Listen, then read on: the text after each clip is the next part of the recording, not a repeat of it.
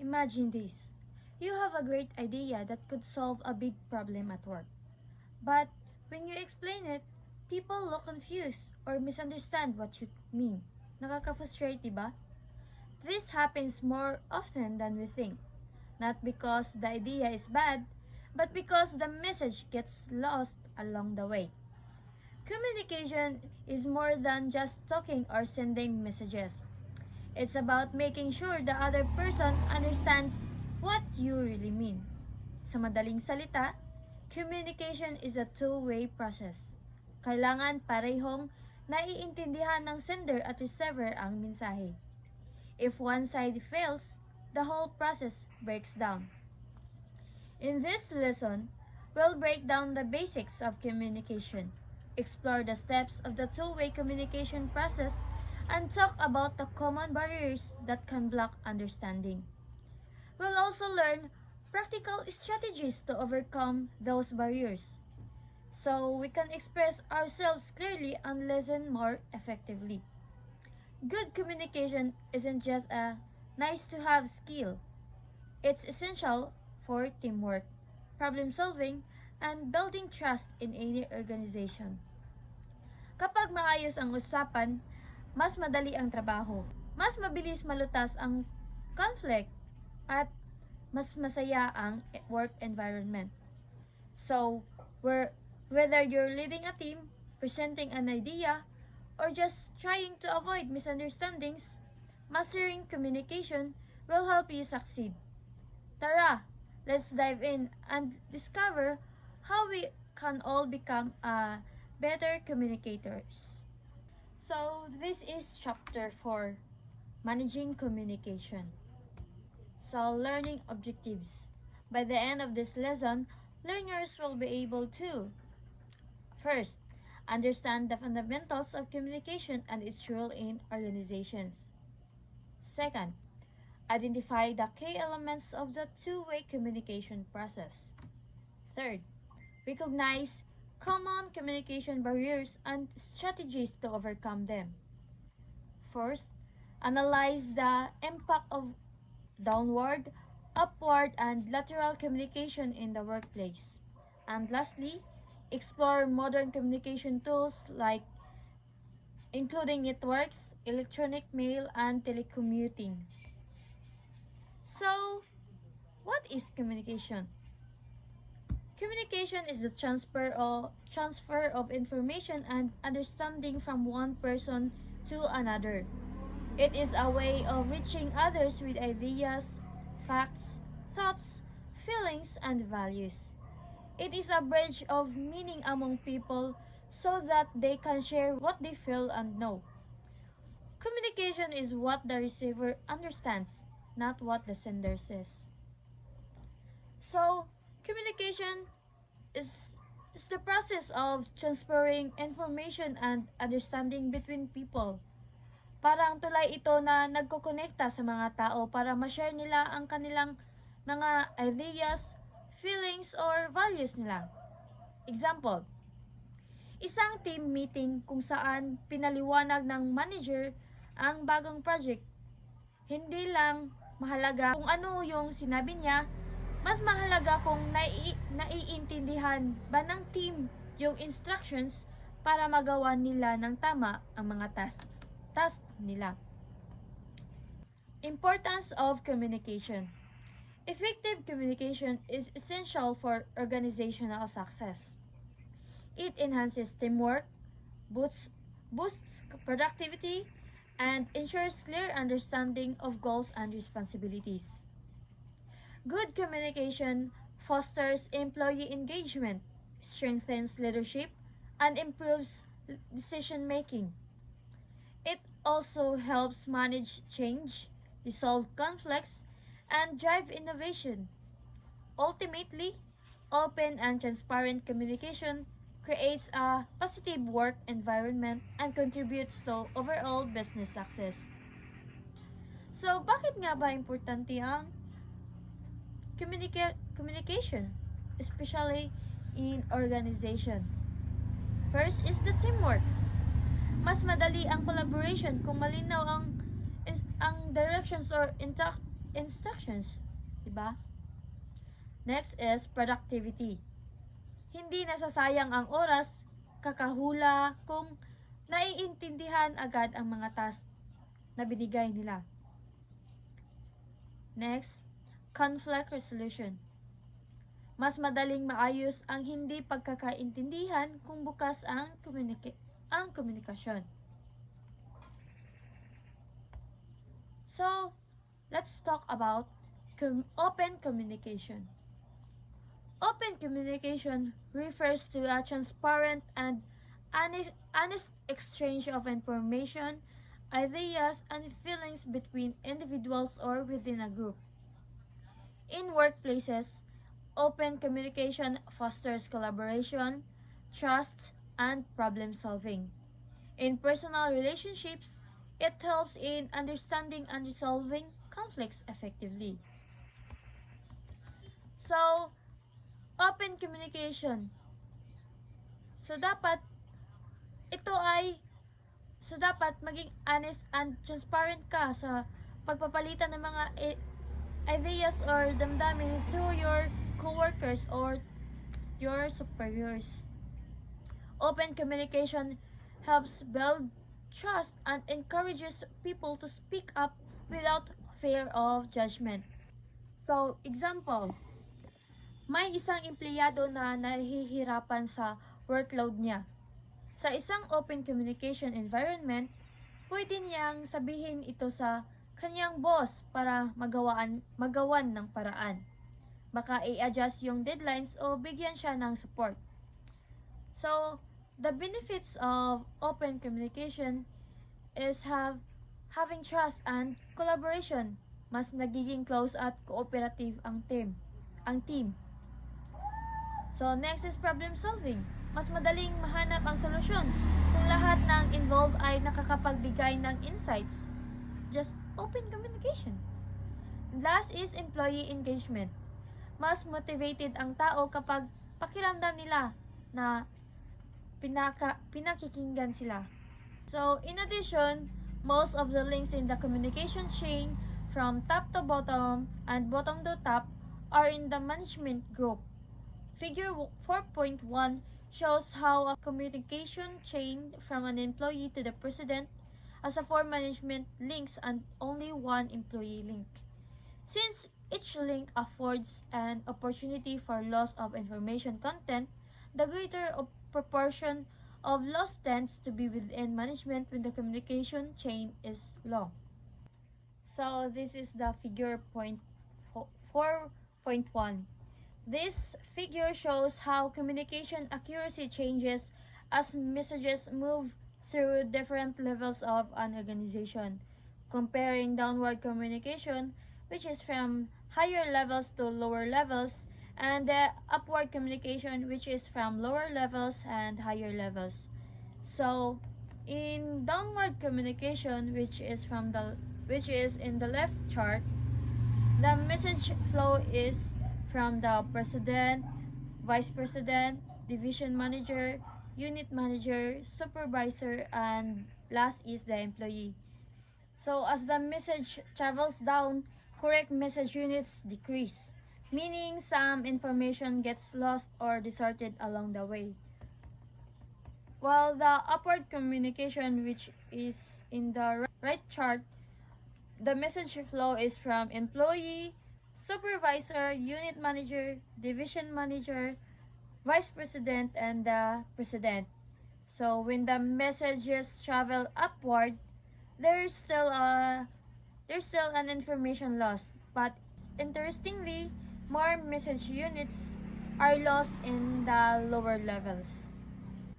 So the next we will talk about is the two-way communication process. The two-way communication process is the method by which a sender reaches a receiver with a message. It requires 8 steps whether the two parties talk, use hand signals, or employ some other means of communication. So the step 1 is to develop an idea that the sender wishes to transmit. Develop an idea is the first step. So this step is represented by the sign, sometimes seen on office or factory walls, that reads, "Be sure brain is engaged before putting mouth in gear." So, develop an idea. Ito ay iniisip ng sender kung ano ang gusto niyang sabihin or i-explain or sabihin. Halimbawa, gusto ng team leader i-remind ang team tungkol sa deadline. So, the next step is encode. Step 2 is to encode the idea into suitable words, charts, or other symbols of transmission. At this point, the sender determines the method of transmission so that the words and symbols may be organized in suitable fashion for the type of transmission. So, encode. I-convert ang idea sa words, symbols, o gestures. Halimbawa, gumawa ng group chat message para malinaw ang announcement. That's encode. So, the third step is transmit. So, when the message is finally developed, step 3 is to transmit it by method chosen, such as by memo, phone call, or personal visit. So, transmit. Ipadala ang mensahe gamit ang napiling medium tulad ng chat, email, o meeting. So, the fourth step is receive. Transmission allows another person to receive a message, which is the step 4. In this step, the initiative transfers to receivers who tune to receive the message, which is the receiver controls steps 4 to 8. So, the step 4 is receive. Matanggap ng receiver ang message na ipinadala galing kay sender. So, step 5 is to decode. Decode the message so that it can be understood. The sender wants the receiver to understand the message exactly as it was sent. So, decode means intindihin ng receiver ang message. Halimbawa, binasa ng team member ang chat at naintindihan niya ang deadline. So, the step 6 is accept. Once the receivers have obtained and decoded a message, they have the opportunity to accept it or reject it. So, accept, tanggapin o i-reject ng receiver ang message galing kay sender. So, the step 7 is use. Step 7 in the communication process is for the receiver to use the information. Gamitin ang natanggap na impormasyon para mag-take ng action. Example, sinimulan ng team member gawin ang task para hindi mahuli sa deadline. So, the last step is provide feedback. When the receiver acknowledges the message and responds to the sender, feedback has occurred. Senders need feedback or final step because it tells them whether the message was received, decoded properly, accepted, and used as shown by the feedback arrow at the bottom of figure 4.2, which is the next slide. I will show it later. So, provide feedback. Magbigay ng response pabalik sa sender. Example, nag-reply ang team member na natanggap niya ang message at nagtatanong kung may kailangang i-prioritize. Kung walang feedback, hindi natin malalaman kung effective ba ang communication. So, this is the figure 4.2.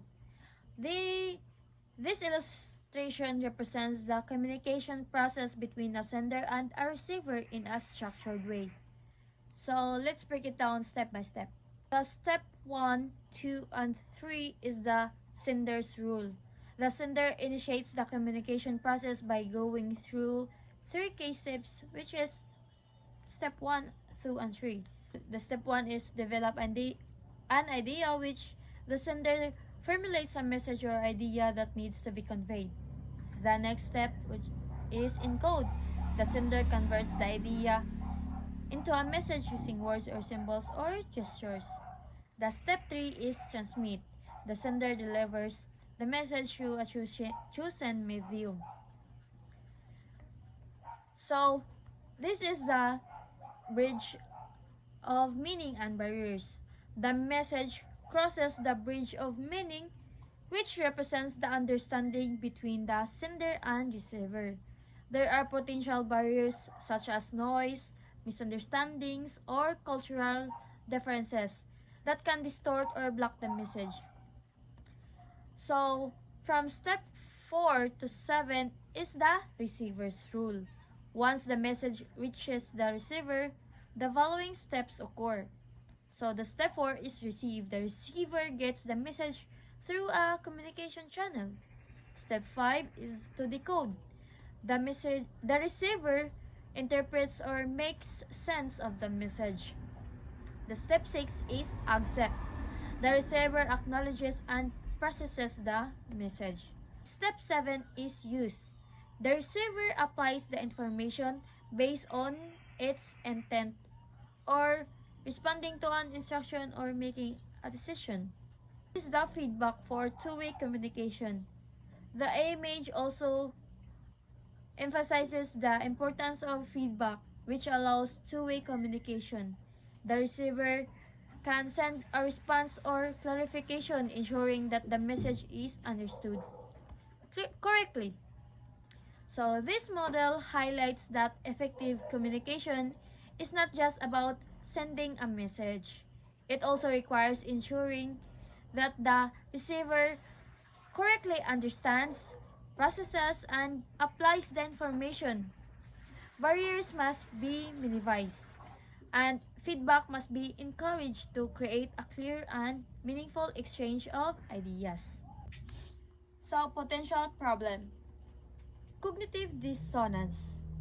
This is the internal conflict and anxiety that occurs when people receive information incompatible with their value systems, prior decisions, or other information they may have. Cognitive dissonance, it is a mental conflict. Nangyayari kapag hindi tugma sa actions at beliefs mo, kaya nakakaramdam ka ng discomfort or guilt. Example, alam mong unhealthy ang junk food, pero lagi ka pa rin kumakain ito. So, paano ba inaayos ang tao ang dissonance? First is change the behavior. Baguhin ang action para ma-align sa belief. Second step is change the belief. Baguhin ang paniniwala para hindi na conflict sa action. And last is justify the behavior. Humanap ng reason para i-justify ang ginagawa mo. Next is be open to change. Minsan, kailangan talagang baguhin ang mindset o habits natin. And last is seek feedback. Maging bukas sa opinion ng iba para makita kung saan ka nagkukulang. The main point of this is normal lang makaranas ng dissonance. Pero kung magiging honest ka sa sarili mo at handang magbago, makakatulong ito para maging mas emotionally balanced at true to your values ka.